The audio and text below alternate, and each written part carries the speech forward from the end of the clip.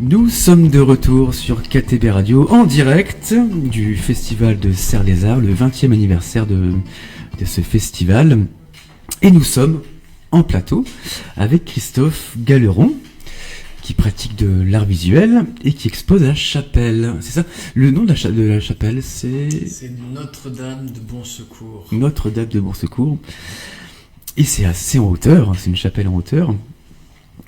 Mais la marche et la hauteur vaut le coup. J'ai pu voir les œuvres de Christophe, c'est magnifique. On va y revenir. J'aimerais qu'on débute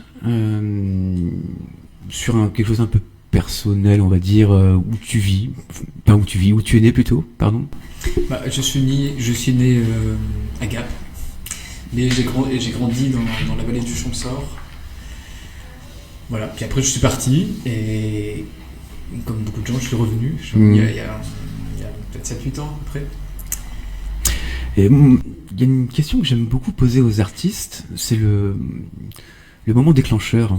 Est-ce qu'il y a eu un moment important qui t'a fait comprendre que c'est maintenant que je dois me lancer dans l'aventure de l'art ? Alors, effectivement, le départ de la création, ça a été je pense que pendant un moment, je me demandais ce que je cherchais, en fait. Et c'est apparu relativement tardivement, mais j'avais un peu plus de 20 ans, j'étais étudiant, et j'ai découvert, en fait, la pratique par un ami, ma pratique, justement, dans les arts visuels, du dessin et des techniques, en fait, et j'ai commencé en autodidacte à peindre. Et ensuite, c'est devenu d'une pratique à plusieurs, c'est devenu une pratique solitaire et axée vers la peinture pendant plusieurs années, jusqu'à ce que je sature un petit peu de peinture, que j'aille vers le dessin. Puis, en collaborant avec une revue animée par des réalisateurs de cinéma, j'ai eu le désir, l'envie, la curiosité, l'impatience de mettre en mouvement mes dessins. C'est comme ça que je suis arrivé au cinéma d'animation, qui est le cœur, en fait, de ma création. Donc art visuel, c'est parce que je ne suis pas uniquement réalisateur de films, je suis réalisateur de films, mais je crée des dessins, j'écris des textes, je convoque des musiciens et pour former un tout qui... Une association d'art, voilà, c'est ça, ouais. Une combinaison. Tu exposes à la chapelle.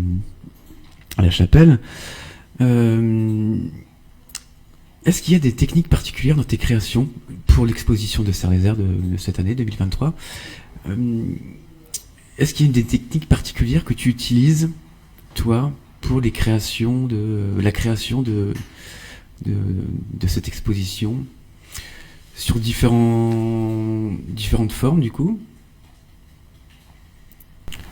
Alors, oui, par rapport à cette chapelle, qui est un endroit très beau, très, très fragile, très sensible, et pas très grand non plus, j'ai eu envie de montrer un petit peu l'éventail de mes créations. Donc, bien évidemment, les films qui sont projetés, mais vraiment sur un tout petit écran. J'ai voulu montrer aussi les dessins que j'avais réalisés pour les films, plus d'autres dessins, plus aussi de la peinture, en fait. Donc il y a une toile, et puis également des étendards, en fait, des étendards qui font partie, qui sont l'objet de ces 20 ans. Chaque artiste, pour Serre-les-Arts, a réalisé un étendard sur du tissu qu'on peut retrouver, créer des déambulations dans la ville. Et toi, ton thème de cette expo, ton thème particulier, c'est ce que j'ai ressenti, en tout cas quand je suis allé voir ton lieu d'exposition, c'est la hauteur et la glace. Oui, alors le projet en lui-même, qui a débuté il y a 7 ans, s'intitule Portrait dans le glacier. Donc l'idée étant de se confronter au glacier, en tout cas de le vivre à proximité. C'est pour ça que j'ai séjourné pendant 3 semaines dans un refuge, dans l'Oisans. Et l'idée, c'était voilà, donc de faire le portrait de portraiture le glacier, ce qui était quand même un projet très ambitieux. Et il fallait trouver aussi... Enfin, l'idée, c'était de trouver l'accès, en fait, au glacier. Et je voulais trouver à travers l'humanité, en tout cas à travers un homme, un personnage, qui avait laissé une trace dans le vieux refuge et qui avait laissé sa signature, en fait. Cette signature, ce prénom, c'était Angelo, et à partir de cet Angelo, enfin à partir de ce prénom, je me suis dit, poser la question, mais qui c'est qui a laissé, et j'avais pas de réponse parce qu'il n'y avait personne pour me répondre. Mais alors du coup, j'ai imaginé un personnage qui s'est passé là dans les années 50, puisque c'est un refuge qui a 100 ans maintenant, et puis qui aurait profité de son passage pour disparaître, en fait. Et voilà, parce qu'il y avait aussi cette idée obsédante de la disparition en montagne, notamment de la disparition du glacier.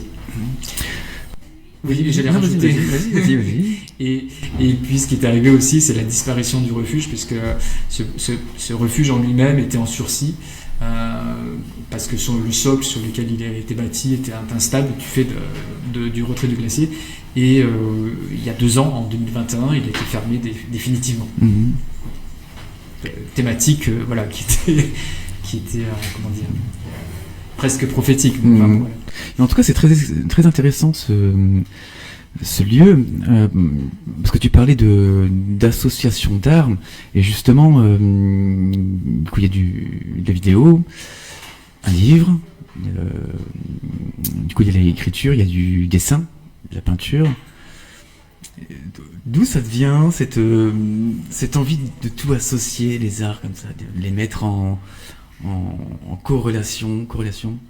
Ça vient peut-être égoïstement du plaisir que j'ai moi-même à lire des romans, de la poésie, à regarder des films, à écouter de la musique, et d'essayer de créer un objet qui rassemblerait, une création qui rassemblerait tout cela, en fait. Or, le cinéma permet, et le cinéma d'animation permet du coup d'insérer du dessin, de la peinture, du texte, de la musique, du son. Et pour moi, c'est une sorte de grande récompense une fois que le film est terminé et que j'en suis satisfait, c'est d'avoir pu effectivement d'avoir cet ensemble, en fait. Tu as fait 2 films, c'est ça, hein? 2 films d'animation. Alors là, sur cette thématique, effectivement, il y a 2 films qui ont été réalisés et un 3e qui est en cours et qui sera terminé à l'été 2024. Du coup, c'est le thème de la glace. Lorsque je suis allé voir tes œuvres et tes créations, il y a un personnage qui revient on en a parlé hier, c'est ça, hein. Il y a un personnage qui revient dans deux dessins, c'est ça. Un personnage ombré, il est ombre avec un sac à dos. Qui est ce personnage? Alors moi-même j'ai du mal à répondre, parce que notamment dans le premier film, je lance des pistes qui sont des possibles, en fait. Moi j'ai inventé un personnage, le personnage d'Angelo, je l'ai inventé, mais j'avais pas envie d'autorité pour dire voilà, c'est lui. Voilà sa trajectoire. J'avais envie qu'il puisse appartenir à chaque regardeur, à chaque spectateur. Et donc, j'ai laissé des espaces vides que le spectateur peut remplir. Alors, ça peut aussi déstabiliser, mais ce qui est déstabilisant peut-être aussi, c'est que les personnages et les pronoms peuvent générer des confusions, en fait. Mais moi-même, j'étais pas très clair non plus. Et d'un film à l'autre, j'essaie d'aller vers la clarté et une forme de résolution. C'est ce qui sera le cas dans le 3e film. Quels sont tes projets futurs?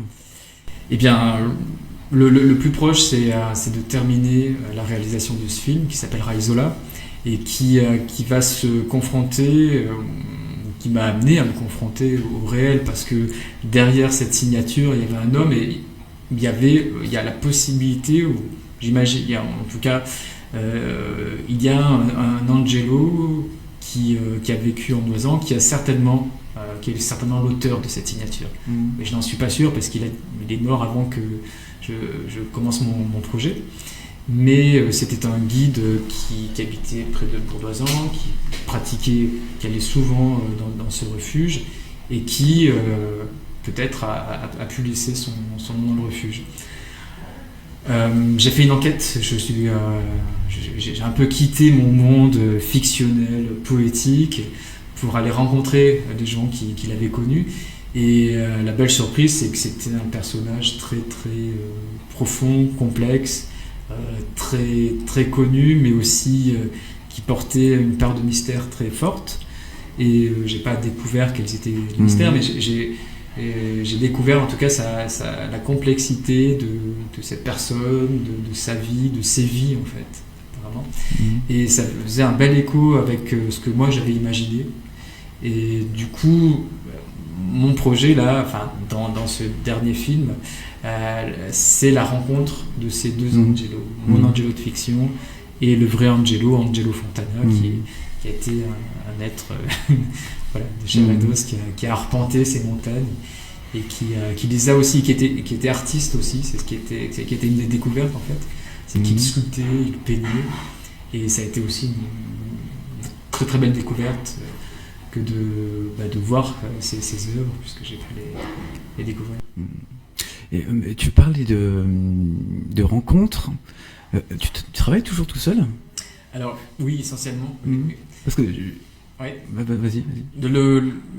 La réalisation des films, en tout cas la partie visuelle, je la fais seul.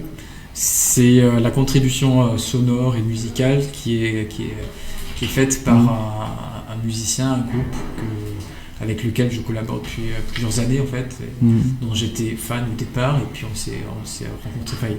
Voilà, on s'est rencontrés, et puis maintenant on collabore sur des films d'animation, sur des clips, enfin on partage en fait nos pratiques. Et donc voilà, mais ça se fait d'une manière très, très curieuse, parce que c'est un groupe qui est à Paris, on se voit assez peu souvent, mais alors on échange et les choses tombent toujours très juste en fait, comme un vêtement là, où on met juste les dimensions et paf, ça tombe.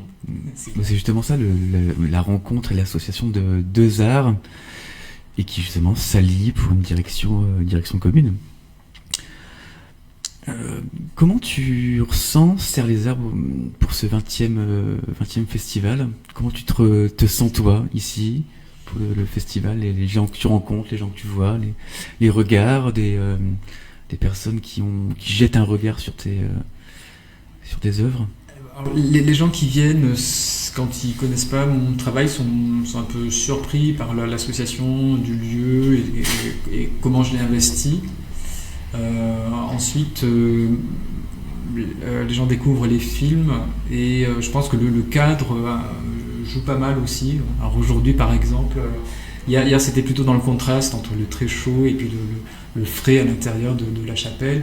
Aujourd'hui, les gens arrivent, il pleut un petit peu, et puis il y a un côté un peu, c'est assez drôle, un côté refuge que je retrouve, parce que les gens trouvent un refuge à travers cette chapelle de bon secours. Et voilà, il y a une sorte de rencontre, enfin des gens qui se connaissent pas se parlent, s'assoient les uns à côté des autres, prennent soin, font attention les uns aux autres, et partagent cette expérience d'un film qui... moi, mon objectif, c'était que les gens puissent imaginer que j'avais fait le film là-haut, en fait. Que c'était un film de glacier, un film de montagne, quoi. Même si il a été en partie fait là-haut, mais surtout chez moi, mais voilà, qui porte la trace juste de ces contrastes de chaud, de froid, quand on rentre dans un refuge, qu'il a fait très froid, et qu'on se retrouve, et moi j'aime beaucoup ces humanités. Autant je travaille en solitaire, mais autant Serre les Arbres, c'est le moment de la rencontre. Voilà. Donc mes films, quand je peux les montrer dans des expositions, ce que j'aime, c'est ces moments de projection en commun, quoi. Il y a une petite communauté qui se crée le temps d'un visionnage, et puis après il reste quelque chose. Après je recroise les gens dans les rues, et puis voilà, il y a une petite connivence, et c'est chouette. Eh ben merci. Merci à vous. Merci Christophe. Heureux de participer à cette très jeune radio, mais très prometteuse. Ben merci beaucoup d'être chaleureuse en tout cas. Merci beaucoup. Merci d'être venu sur le plateau de KTB Radio. Donc je rappelle que Christophe Galeron, qui expose à la chapelle Beau Secours, c'est ça ? Bon Secours, Notre-Dame de Bon Secours. Bon Secours ou Beau Secours ? Bon Secours. Bon Secours. Foncez-y, c'est magnifique. En tout cas, moi personnellement, j'y ai pris beaucoup de plaisir. Et vous pourrez rencontrer Christophe avec un sourire lumineux. Donc c'est superbe. Foncez-y, il faut monter un petit peu, mais ça vaut le coup et le détour. Donc foncez voir Christophe à la chapelle. Nous arrivons à une petite pause musicale, c'est ça Mathéo ? Et on va écouter l'hymne de nos campagnes de trio. Restez avec nous sur KTB Radio, la radio du peuple.